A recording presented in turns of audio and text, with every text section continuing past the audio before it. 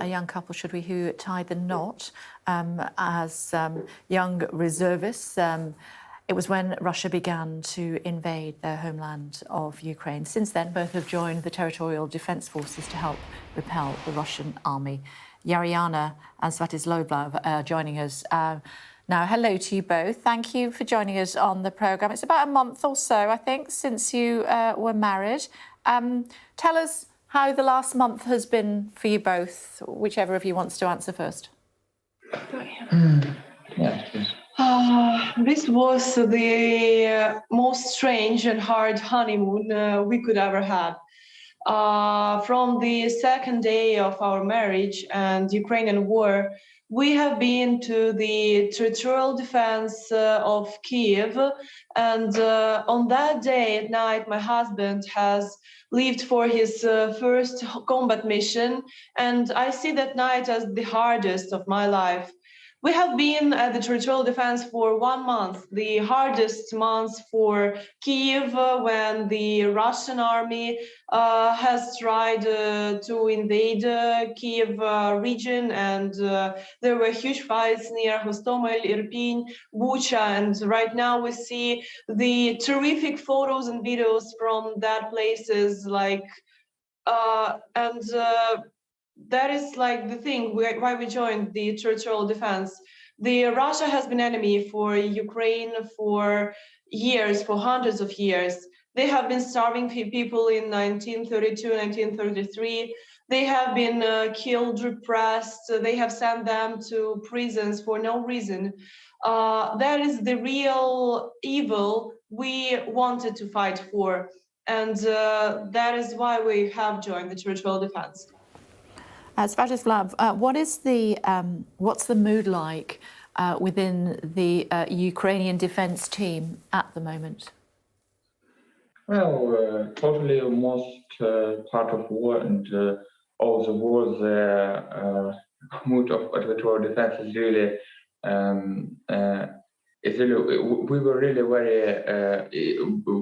very brave, very joyful. We just laughing at Russians. We just hate them and beginning to joyful of them to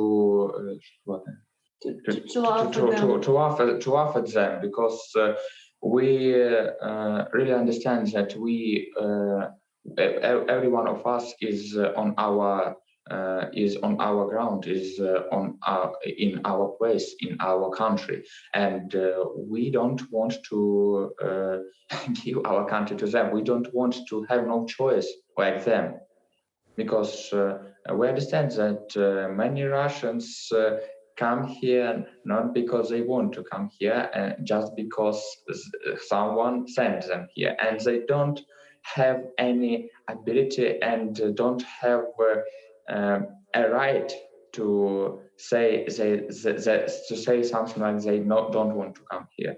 And many of them now killing my people, killing many civilians, many Ukrainian civilians, because first of all, because they, as I can see the news here, they like it, and that's the most terrific things about that.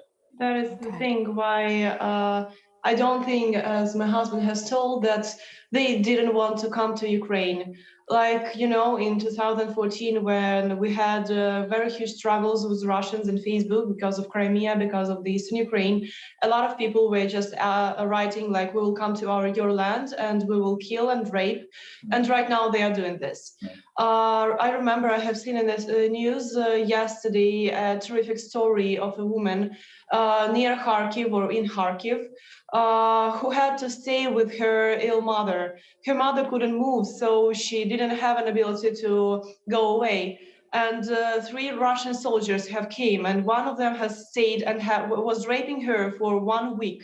And then he maybe fell in love. I understand how to talk about that, but he just asked her to leave the country with him, and she refused, saying that she has to stay with her ill mother. Then he took a gun and she shot her mother in front of her. And that is why they are not humans anymore. They are worse than animals, and not only laughing at them and jokes about them. Right now, the strongest thing which moves all of Ukrainians volunteering, fighting, and doing everything to bring the victory closer to us is hate. Real hate for those who were raped, who were killed, for all those children, women, for all those ill and old people. It's like not the thing that should happen in the 21st century. Okay, guys, I cannot even begin to imagine the challenging start to your married life. Hopefully there will be more peaceful times ahead and before too long. Thank you very much indeed for joining us on the programme. Please keep safe in Kiev. Thank you. Thank you. Thank you.